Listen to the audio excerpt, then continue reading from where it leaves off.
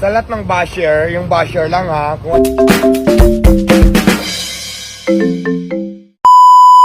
Hi guys! And for today's video, ang latest chika natin ay tungkol sa update sa tindahan ni Diwata. Diba? Kasi nga, may closure order yun na galing sa City Hall na ipasara yung kanyang parisan. So, ang bago is, hindi na matutuloy yung closure kasi parang na-complain na yata ni Diwata lahat ng mga requirements or nakasabit na yata siya sa mga papel na kailangan niyang isubmit sa City Hall. Oo, ayan. So, nakita niyo ba yung latest day ng mga gamit, ha? Mga high-tech na gamit ni Diwata sa kanyang tindahan, sa kanyang parisan. Oo, ayan, oh. Tingnan niyo ba? Diba? Mayroon na siyang mga paganyan. Mayroon na siyang mga sa kanyang fried chicken. Diba talagang, kung tingnan mo ba yung style na pagkasabi chicken, halata talagang Bisaya. Di ko alam kung anong dialect or anong tribo si Diwata, pero sa Bisaya kasi yung mga ganyan din kami magsalita, lalo na yung mga matanda sa bukid, diba ganyan magsalita. Instead of chicken, they say chicken. Parang bata lang eh. Chicken.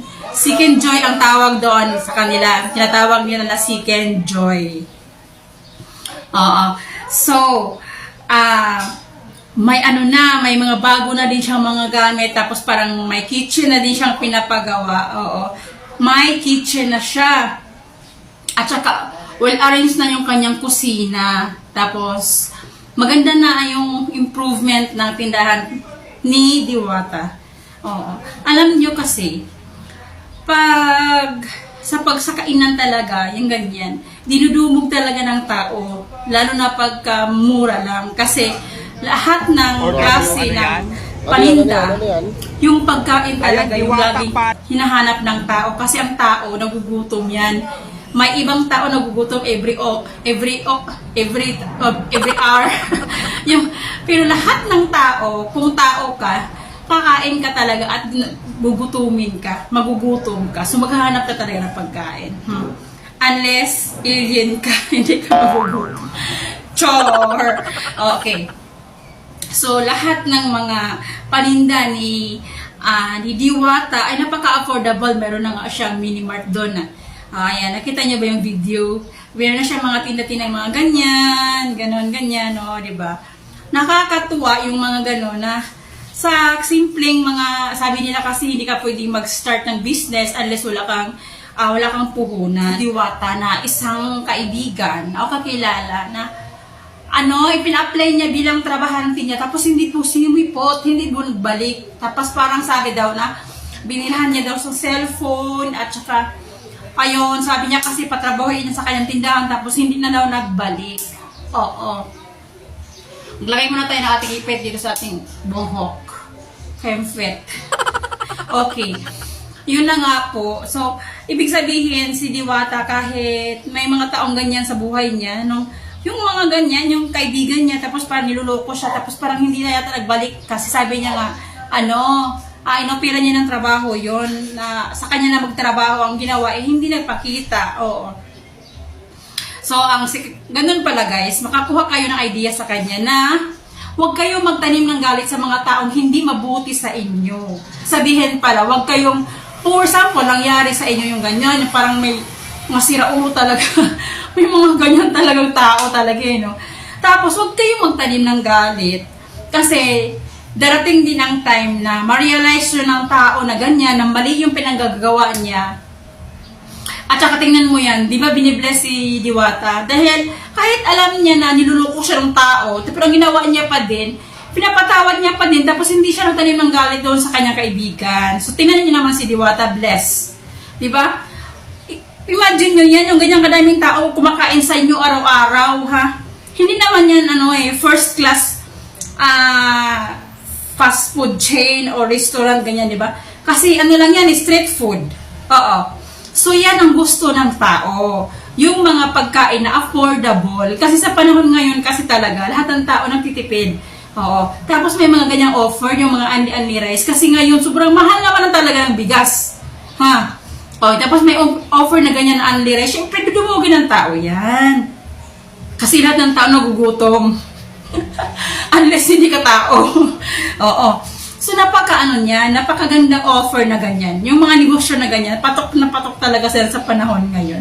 Tapos, pero yung iba naman, mayroon naman ganyan negosyo, pero hindi naman kumita. Isa lang meaning dyan, may mga tao talagang blessed. Okay? May mga taong blessed talaga. Kasi, mabuti yung, yung heart nila, yung puso nila, mabuti yung isip nila, hindi sila nagtatanim ng galit sa kanilang kapwa. Oo. Yun yung sikreto talaga, alam ko. Oo. Diba? So, lahat ng tao talaga, gusto yung mga ganyang offer, yung mga combo meal, yung may mga unli rice, ganyan. Kasi, ang tao, gusto makatipid. Kakain ka lang naman ng ilang minuto lang naman, di ba? Tapos pwede ka naman kakain ulit. So, yun, mas practical kung ganyan mga presyo yung i-grab natin, di ba? So, katulad ng ganyan, yung mga tinda ni Diwata, street food, o di ba? Lang sa masa. O. Kaya, tinatangkilik siya. At pangalawa din, may mabuti talaga din, may mabuting kalooban si Diwata. Tingnan mo naman, di ba, binugbog siya. Di ba, binugbog siya ng mga kaibigan niya. Ang matindi doon, kaibigan mo pa yung gumawa ng ganun sa'yo, di ba? Masakit yun kasi kaibigan mo, kakilala mo, di ba? Kilala mo yung ligaw ng bituka, tapos gagawin ka ng ganyan, so, gagawan ka ng ganyang kabalbalan. So, di ba, pero ang ginawa ni Diwata is, hindi siya nagtanim ng galit sa kanyang puso. Nagbigay siya ng, hindi niya binigyan ng malaking halaga yung sa bigat sa puso niya, yung ginawa sa kanya, yung nangyari sa kanya, na binugbog siya, ganyan, ng mga kakilala niya pa talaga. Di ba? Parang kung stranger, siguro yung gigawa sa'yo ng ganyan. Pero parang mo na lang, makalimutan mo na lang kasi hindi mo naman kilala. Pero yung mga ganyan, mga kaibigan mo, tapos gagawa ng kabalbalan ng ganyan sa'yo, di ba? Parang talaga, yung mabigat sa pakiramdam.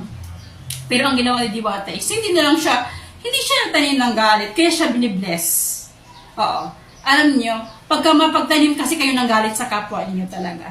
Wala talaga. Oo. Kasi, una-una kasi, anger, produce nothing. Oo. Walang maidudulot na maganda sa inyo. Oo. Kaya, pagka may mga taong, kasi hindi naman kasi tayo pare-parehos ng style, di ba? Hindi tayo pare-parehos ng ugali, may kanya-kanya tayong pag-uugali. Gaya gani unique ang tao kasi may kanya-kanya tayong ugali. Kahit magkadugo kayo, magkaiba kayo ng pag-uugali. May isang ako napansin guys na comment ng isang vlogger din, pero reside siya sa abroad. Oo. Tapos ngayon, parang binabash siya si Diwata. Siyempre, Pinoy man din siya, Pinoy vlogger siya, pero nasa abroad siya. Nakatira, nag-work. Ngayon, binabash si Diwata. Ang comment niya kasi, sabi niya, toxic Pinoy culture. Okay? Yung ganyan. So, since toxic Pinoy culture yun, what if baguhin natin yung ganong style na hindi tayo maging toxic sa iba. Yung pag-example, kung umaangat yung isang kababayan natin na Pinoy, supportahan natin.